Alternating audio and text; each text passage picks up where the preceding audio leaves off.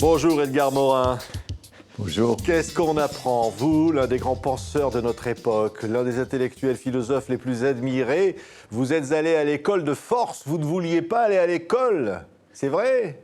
Écoutez, j'étais enfant unique, très timide. Je vivais dans les jupes de ma mère que j'adorais. Et donc, quand mon père s'est trouvé obligé, ayant reçu une injonction, disons, de m'amener à l'école, il est évident que j'ai résisté. Il m'a traîné dans l'escalier. Incroyable, je ça. hurlais devant la concierge. Et même, une fois qu'on m'a jeté dans la classe, on l'a fermé à clé parce que je voulais m'enfuir. Comment se fait? Mais c'est Mais après, incroyable. j'étais très heureux dans l'école. C'est vrai. Oui. On va parler dans quelques instants d'un livre que vous avez écrit avec le ministre de l'Éducation nationale, Jean-Michel Blanquer, qui s'appelle « Quelle école voulons-nous » Mais d'abord, cette enfance-là, cet éveil, pour vous, ça a été quoi? Ça a été... D'abord, je crois qu'à l'âge de 10-11 ans, vous écrivez votre premier roman. Oui, voilà, oui. Vous vous souvenez du titre? L'amour du bandit. C'est vrai? Ça parlait de quoi? Mais c'était une jeune fille qui était enlevée par un bandit et un détective qui la cherchait. C'était stupide. Mais enfin, voilà. Oui. Et alors, Non. c'est vrai que vous avez distribué votre roman aux autres élèves, vous disiez, regardez, Oui. tout ça. Mais vous savez que dès la classe de 10e, comme j'étais aussi enfant unique et seul, et que j'aimais déjà beaucoup lire, un professeur, M. Marquand, guidait mes lectures. Alors bien sûr, je suis passé de la comtesse de Ségur à des romans d'aventure, à des romans plus psychologiques, enfin, et j'ai dévoré la littérature, Oui. ce qui m'a formé en même temps que l'école. Alors, c'est vrai que vous aimiez la biologie, vous aimiez... L'histoire. Oui. J'aimais beaucoup l'histoire et j'aimais beaucoup la littérature. Et puis comme je lisais beaucoup, j'étais très bon en orthographe, je ne faisais pas de fautes. Oui. Et les grands auteurs, vous en rencontrez comment? C'est-à-dire ces penseurs qui vous ont dit à un moment donné, ça me passionne, je veux réfléchir mon époque, je veux réfléchir le monde. Écoutez, vous savez, on reçoit des coups de foudre en lisant des livres qui vous révèlent quelque chose qui était implicite en vous, que vous attendiez. Et pour moi, je dois dire qu'il y a eu, disons, comme romancier, il y a eu Tolstoï et Dostoïevski qui m'ont fait une impression extraordinaire, qui m'ont marqué. Et alors, un peu plus âgé, c'était Montaigne, c'était Rousseau. Bon, si vous voulez, mais je pense que mon développement personnel est inséparable de ces gens qui m'ont révélé.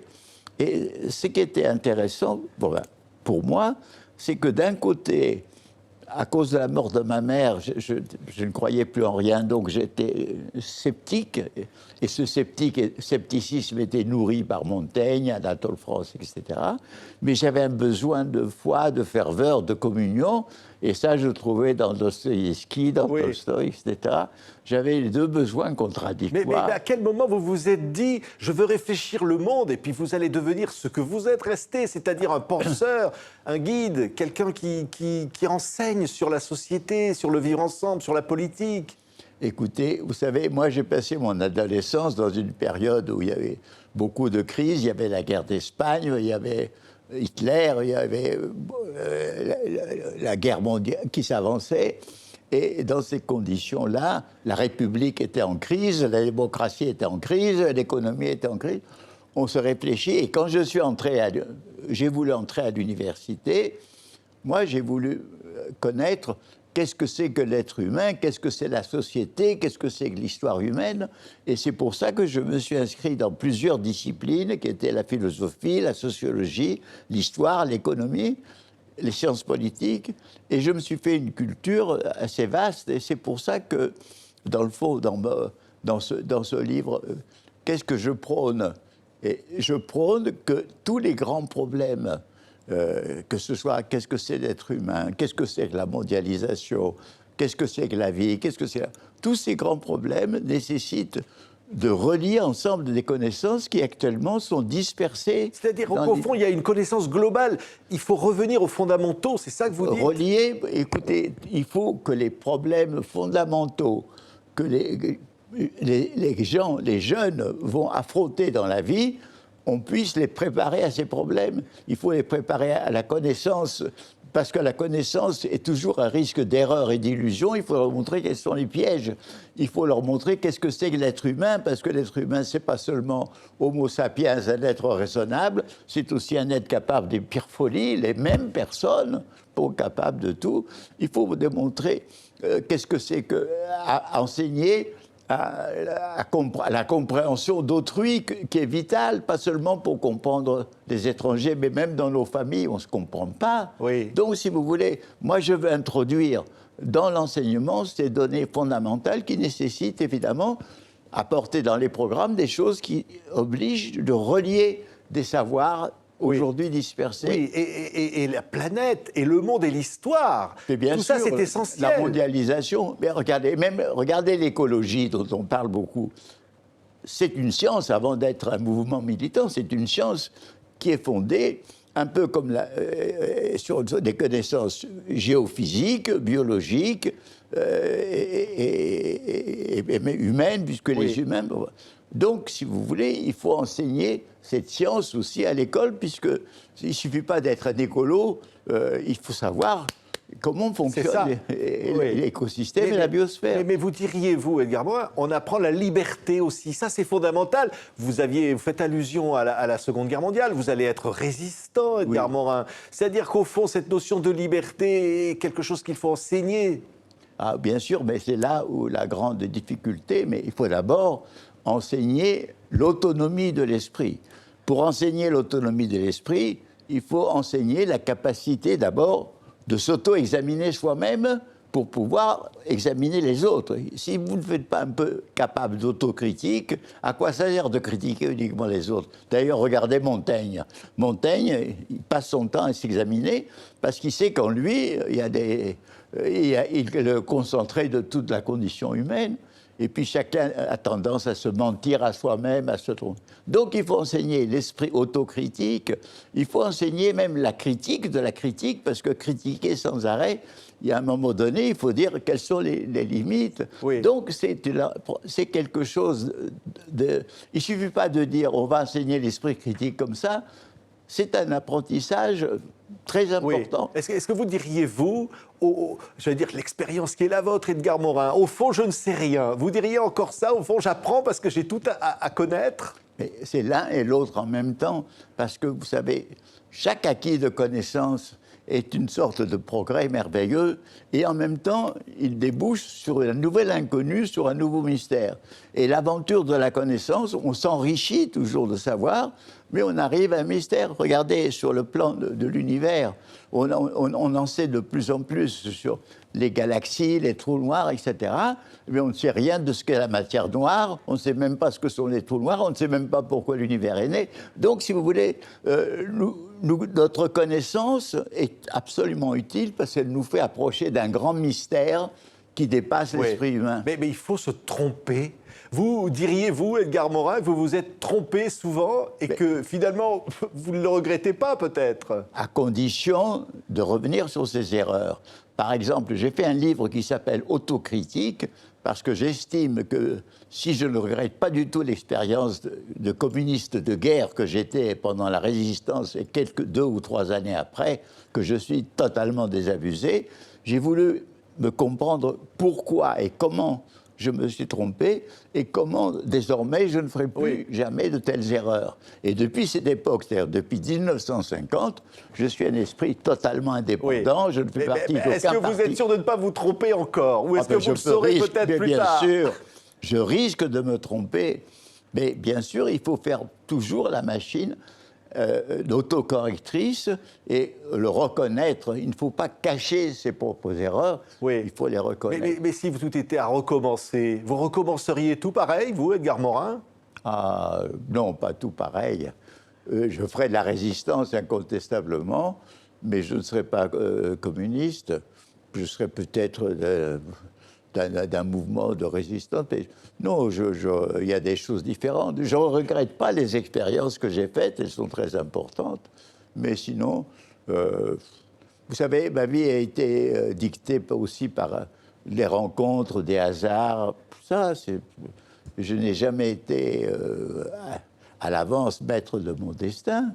Vous savez, par exemple, mon premier livre qui s'appelle L'an zéro de l'Allemagne, je l'ai fait parce que j'avais rejoint la première armée qui entrait en Allemagne.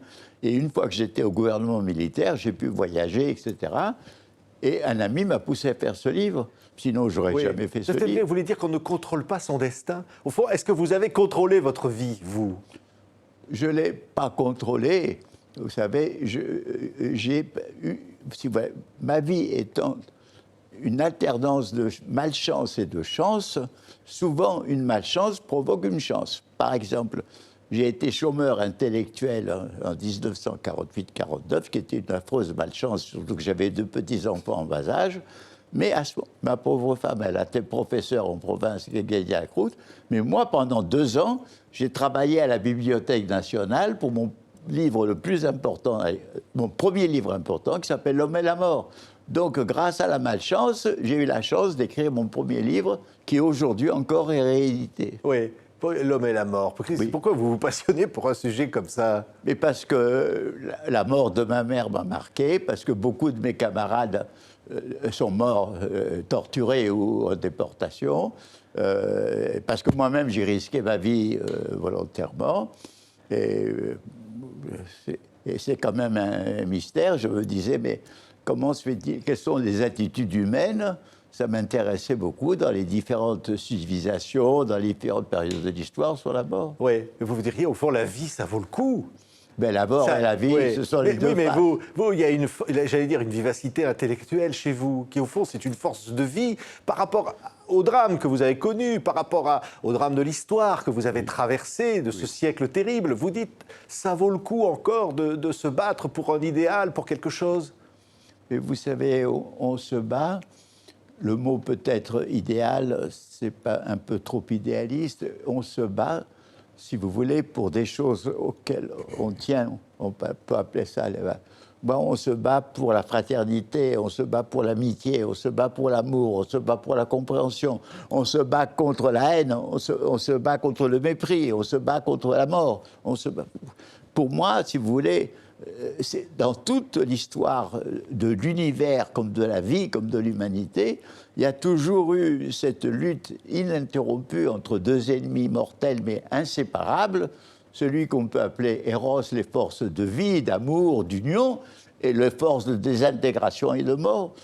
Moi, je suis tonique parce que je prends le parti d'Eros. Oui. Seulement, je me suis dit, j'ai cru prendre ce parti quand j'étais communiste, je me suis trompé. Il ne suffit pas de vouloir le bien, il faut être très lucide en même temps. Donc, si vous voulez, c'est ça qui me maintient en activité et je ne le regrette pas. Optimiste, si je crois ce que vous entendre ce que vous dites.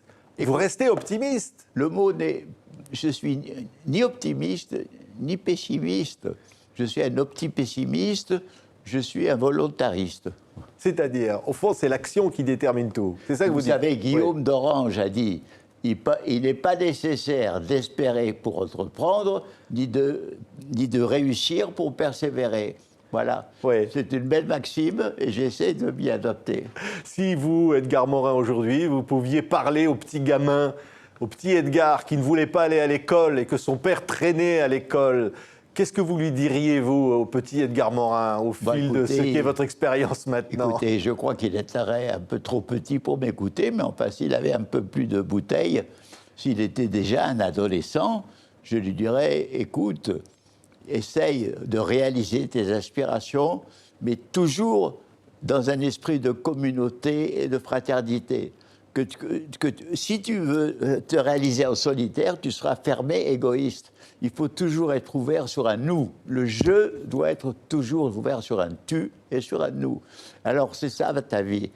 Continue dans ce sens-là. Si tu te noies dans le tout, tu perds ta personnalité, tu deviens un robot. Si tu t'enfermes dans le je, tu deviens un monstre d'égoïsme. Voilà la vie et prends les risques qu'il faut. Toutes les époques sont des époques, enfin, beaucoup d'époques sont des époques, effectivement, de précarité et de danger. Moi, j'en ai vécu une. Vous, maintenant, vous en vécez une autre, d'un autre type, avec ce qui menace la planète, avec tout ça. Eh bien, écoutez, il faut trouver la force de résister.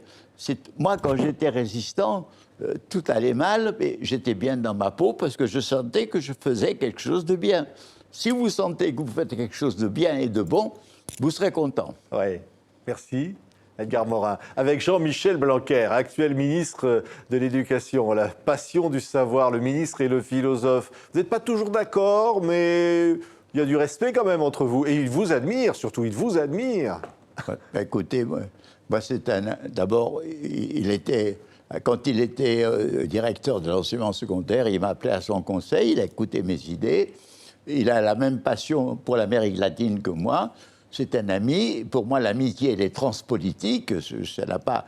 Mais donc, le problème, c'est que pourra-t-il réaliser avec tellement d'obstacles, tellement de difficultés, tellement de résistance, tellement de. Bah, ouais. C'est ça le problème. Mais l'enjeu, il est là. Je pense qu'il faut une révolution pédagogique. Est-ce que dans le gouvernement actuel, c'est possible? Voilà, une révolution. Et c'est là, pour le coup, vous redevenez révolutionnaire, là. Hein? Bah, je deviens révolutionnaire dans le sens où, vous savez, quand, au début du XIXe siècle, à Berlin, Humboldt a créé l'université moderne qui rompait avec l'université théologique du Moyen-Âge, en introduisant les disciplines, etc., qui est maintenant le modèle universel, c'était une révolution pédagogique, ce n'est pas une révolution politique. Moi, j'espère qu'il y aura une métamorphose politique, mais pour ceci, il faut qu'il y ait une révolution pédagogique. Merci beaucoup, Edgar Morin. Quelle école voulons-nous? La passion du savoir. Le ministre et le philosophe Jean-Michel Blanquer, ministre de l'Éducation nationale, et puis vous, Edgar Morin, qui, vous avez été un peu pour lui, vous êtes un maître, il le dit d'ailleurs, hein, pour beaucoup d'élèves, vous êtes un maître. Je ne suis pas un élève, mais c'est un homme qui a des grandes expériences, mais nous sommes capables de dialoguer. Oui, mais vous pensez quoi de tous ces jeunes qui vous admirent, qui sont vos élèves en quelque sorte, qui lisent vos livres? Yeah. Qu'est-ce que tous ces jeunes qui admirent toute votre œuvre, vous leur dites quoi? Écoutez, je leur dis, essayez d'approfondir, c'est pas si facile d'avoir une pensée complexe parce qu'il faut voir tous les aspects du même phénomène, il faut être bienveillant. Là aussi, il faut apprendre à la fois de ne pas avoir une vision unilatérale, de ne pas réduire quelque chose à son pire aspect. Il faut donc avoir une bienveillance, il faut avoir une bonté sans être aveugle pour autant. Merci beaucoup. Edgar Morin était notre invité aujourd'hui. Merci. Merci.